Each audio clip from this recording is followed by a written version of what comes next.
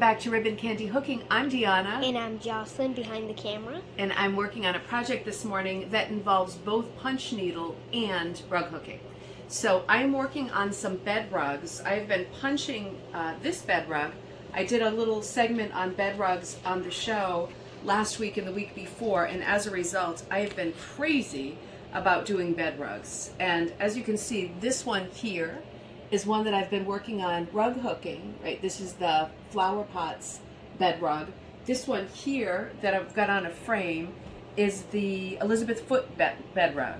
And I'm doing this one in a different way because I realized in working on projects like this with so many lines, I realized that one thing that could help speed the project along without losing integrity and detail is to actually punch all of the lines for speed, and then I will flip the project over and hook the rest of it. So in other words, what I've been doing is punching the lines because it's fast. I've got a regular as opposed to a fine punch needle. I'm going to punch the whole back of it. I've got the full pile on, right? I don't have one of my washers on because I want it quite high. It's going to look like this. This is what it looks like now as I go outlining, and it looks like this on the back. It looks like a lot, but it's going to be very easy for me once all of these lines are in place. It's going to be very easy for me to go in with the wools that I've been choosing for this down here. With the wools that I'm choosing, I'm going to be able to cut those out and very easily, having flipped it over and having those outlines there for me, be able to fill it in.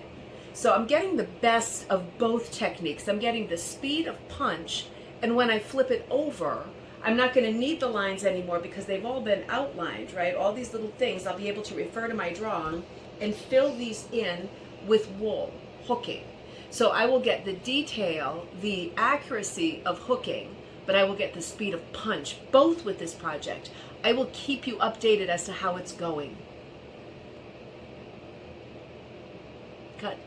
My outlining on this part, as you can see, this is the work of a couple of hours, 2 to 3 hours. It's not a lot to get these kinds of lines in, which is great. But you can see at the beginning, I was tucking my lines under. You see how neat and clean this area is? This is just a tip that's going to make a big difference. You see all these little dit dots, tails all over the place. I just spend a little bit of time, once I'm done with that part, underneath here, my hand searches for where the tails could be, and then I'm just pulling them through. Because just like with rug hooking, I find them as I go, just like with rug hooking, I don't want a lot of tails on the other side because what are the chances of my hand accidentally touching it and pulling out a whole series? What are the chances? Like 100%, 100%, right? So I don't want that to happen. I'm going to pull through all these little ends, and then I'll get my better scissors, and I'll be cutting it bonsai tree style right across the board so all of these are equal. So this is another probably 20 minutes, half hour with a project this size. This is about 20 by 22 kind of a size. But it's worth spending the time doing this just to be sure that your piece is tidied up. And then I'm going to cut some strips and start filling this in. So I have got this flipped over now. I am not on the punch side anymore. I am on the right, meaning correct, finished side, which is going to be the hook side. Now this looks like a lot, right? Because here we saw the picture. And now we're not seeing the picture, we're just seeing the outline. Now, listen, your piece is probably not going to look like this, right? This is a lot of lines, but I have the image printed of the Elizabeth Foot rug. I've got it here with the pot, and I'm going to just sort of follow it as I go. I will be able to cut up wool strips and rug hook this side by looking at this. Again, this is extraordinarily busy as a pattern. This is the extreme of this technique. But as you can imagine, if you had a simple drawing of a little tree or sheep out in a field, it would not look like this line-wise, and you would easily see it. This is still going to work better for me because I'm only a couple of hours into this project. Look at how much information is already on my sheet. Now, the thing about the technique of punching and then flipping is that when you flip, you no longer have your traced lines. So what some people like to do is to put this side, now that I'm hooking and I'm working the opposite side, onto the window, let the sunlight shine through, take out a Sharpie and put your details in.